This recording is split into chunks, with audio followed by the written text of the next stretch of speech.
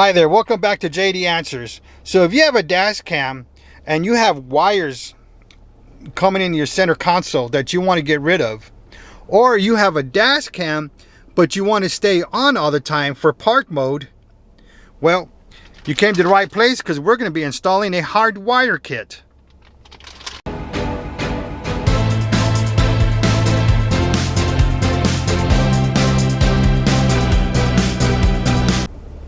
Welcome back, everybody. Before we get started, I want to say if you're new to this channel, go ahead and hit that subscribe button and select all notifications for all upcoming videos. Another reason I wanted to get the Hardwire kit is because I wanted to get rid of the wires that were here.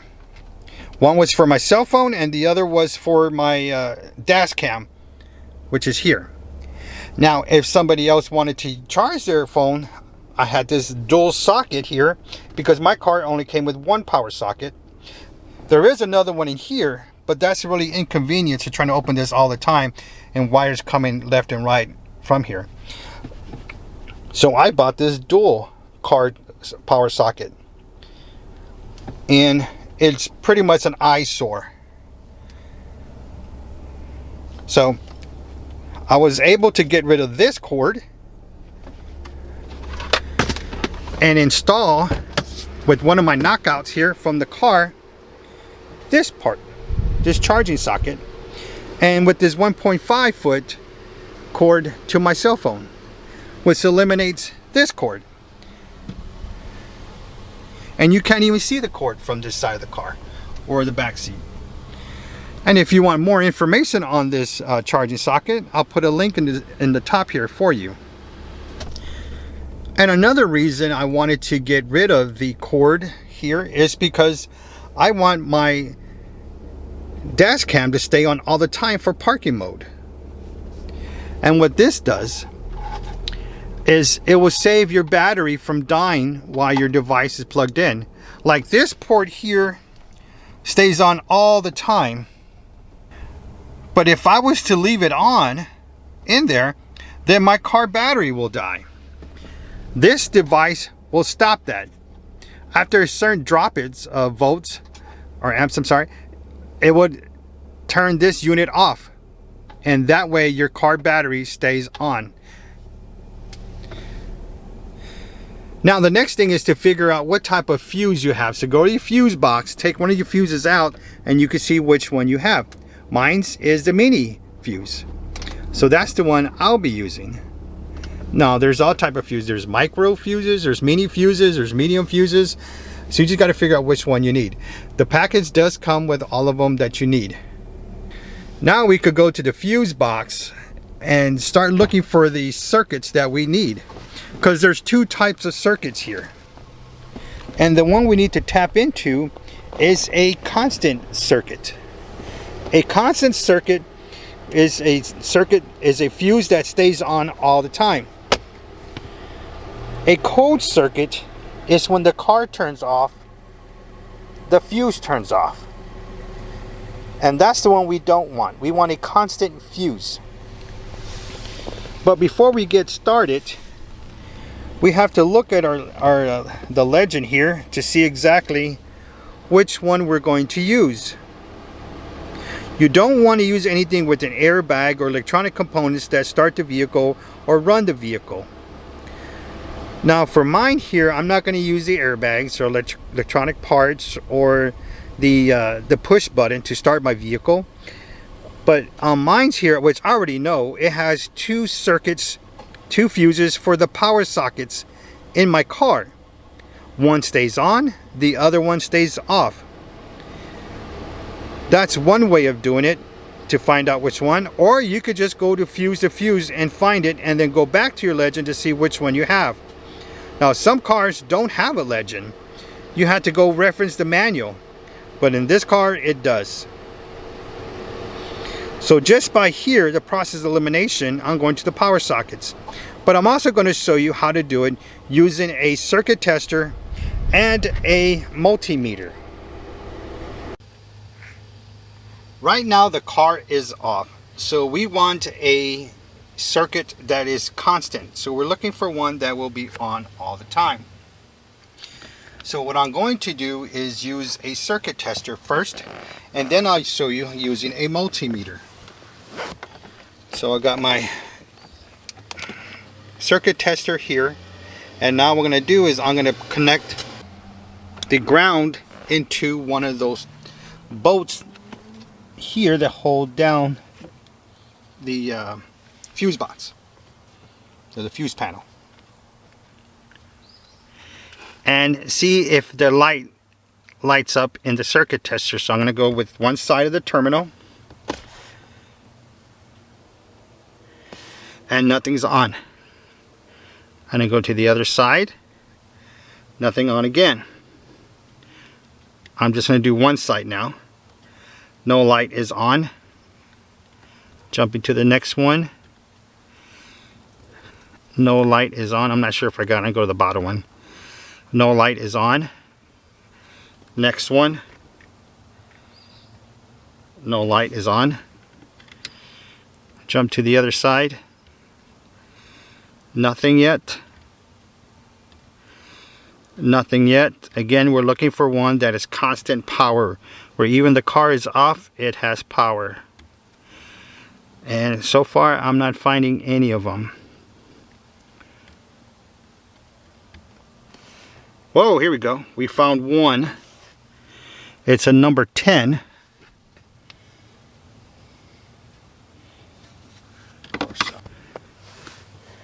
Alright, the number 10, according to this, which is the one after the spare, is the AT control.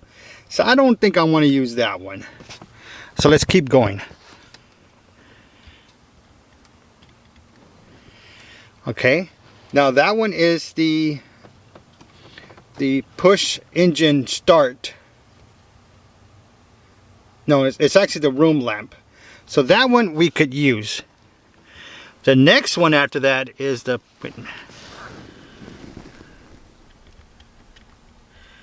and make sure I got it right. The push start, and then this is the room lamp, and this is the engine. Yeah. So all these three are possibilities that we could use, and I really like the room lamp. So we're going to keep going to see what else is on. We're going to go to the other side. Oh, my ground came up. Let me connect it. All right, I connected the ground back because it fell off here. So let's see. I'm on this one here, and that one is a good one. And this one is actually one of the power sockets we were talking about. So this is the one that's on all the time.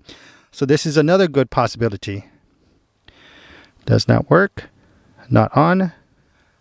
Not on. And not on. So we got two of them we could use. The room lamp, or we could use a power socket.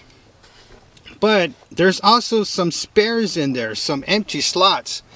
And if we're lucky, which I know some of them do work from a previous video, if we could find one that stays on all the time, we could use that. I got one side in. And try to just get the light. Nope, not working. We're going to go to the top part, and it's not working. Okay, so we don't want that one. We want one that's always on. We got one here. Nope, the light's not working.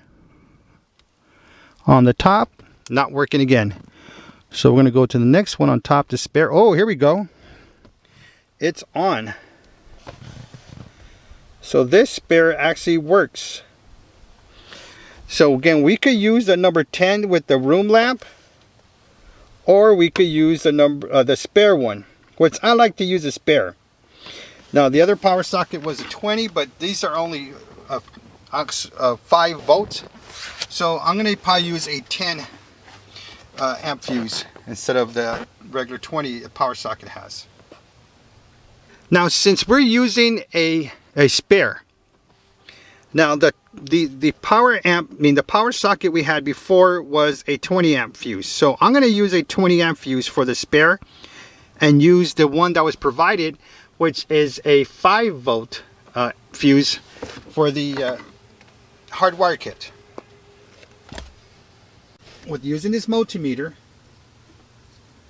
I'm going to put the terminal inside the top of the fuse, and there's nothing happening.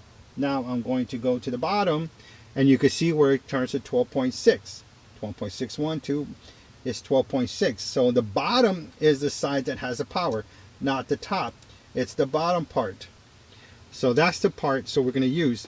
So the red wire from the fuse tap needs to come to the bottom. So now let's prep our wires.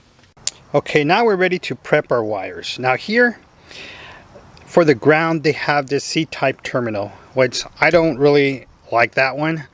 I'm going to take that off.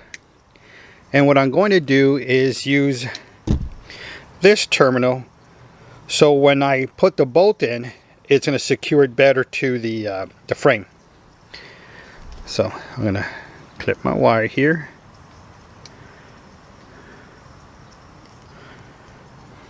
All right, we're going to twist it together. I'm going to go ahead and cut more off, and the reason is so I could fold it in half, in which the wire is thicker and cause a more secure connection, and thicker where it will hold it. All right, I'm going to put the wire back in there. You can see the wire coming out. And squeeze. All right. Squeeze more. It's pretty much holding by itself, but again, you always want to make sure by squeezing it more. Now, of course, you don't want to over tighten, because then you pretty much just cut it in half. All right. Pull softly and then hard. Now we got our wires. Again, this is where our power's coming in. So this is the side we want to put in with the fuse where the power leads in. Now whatever fuse you took off has to be the first one. So which we didn't have a fuse, but I'm going to insert a 21 because that's what the other power sockets had, was a 20. You could still put what you want. You could put a 10 or 15. That's up to you. And now the other fuse is the one that came with it. Now I'm going to put the fuse that came with it in the back part.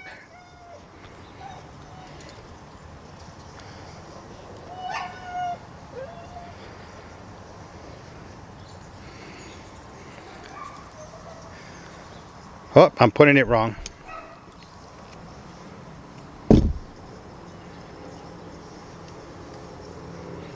All right, now it's in.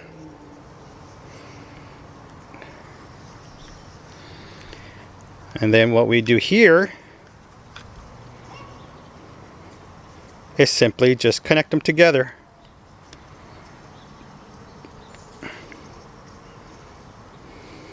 And then this here, it covers both of them. Now if you want, you could crimp them. That's up to you, but I don't think it's necessary. I haven't had any problems with these before in the other previous installation. So now we could go ahead and start hooking this up.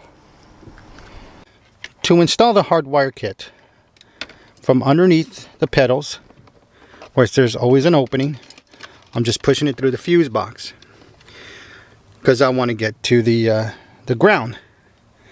And you can see there's already an item already grounded from the other charging socket that I put. So I'm actually going to put those together. So I'm going to take this one out first. All right, I got them both off. All right, I got it off. I'm going to get both of them together. I'm going to put in back the bolt to where they're both in there. And now I'm just going to install it back.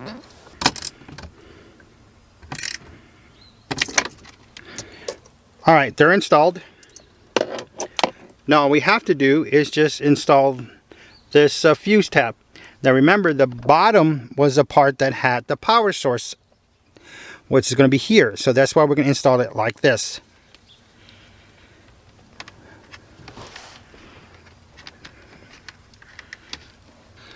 All right, what I'm going to do is I'm going to take off the bottom one first, the one that was on there already, to install the one on the top.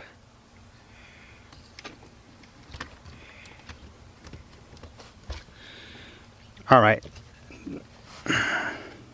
the top one is in. That's the one we knew when we got. Now the other one that we're using, I'm going to install that one now on the bottom because the bottom was in the way.